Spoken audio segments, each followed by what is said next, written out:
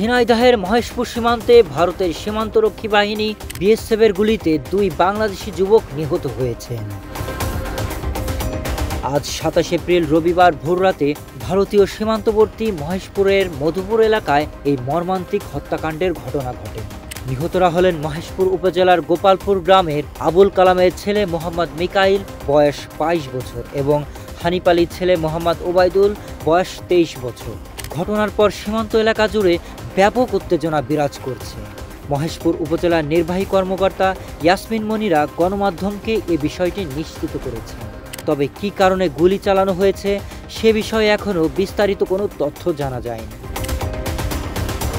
ঘটনার পর থেকে স্থানীয় প্রশাসন এবং বিজিবি সতর্ক অবস্থানে রয়েছে। এদিকে ঘটনার তদন্ত চলছে বলে জানিয়েছে প্রশাসন। বাংলাদেশের সীমান্তবর্তী এলাকায় ভারতীয় বাহিনী বিএসএফের গুলিতে বাংলাদেশে নিহত হওয়ার ঘটনা নতুন কিছু নয়। বেসরকারি সংস্থা আইন ও সালিশ কেন্দ্রের প্রতিবেদন অনুযায়ী গত 1 দশকে প্রায় 300 জন নিহত ও 700 জন বাংলাদেশি আহত হয়েছেন ভারতীয় বাহিনীর গুলিতে।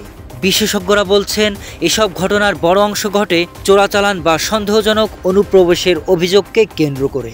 তবে মানবাধিকার সংস্থাগুলোর মতে অনেক নিরস্ত্র ও নিরীহ নাগরিকরাও এই সহিংসতার শিকার হচ্ছেন। বাংলাদেশ ভারত সীমান্ত সম্মেলনগুলোতে এই বিষয়টি বারবার আলোচিত হলেও বাস্তবে এর উল্লেখযোগ্য পরিবর্তন দেখা যায়নি। মানবাধিকার কর্মীদের মতে সীমান্ত হত্যা শুধু 2 দেশের দ্বিপাক্ষিক সম্পর্কে চাপ তৈরি করে না, বরং আন্তর্জাতিক মানবাধিকারের সুস্পষ্ট লঙ্ঘন।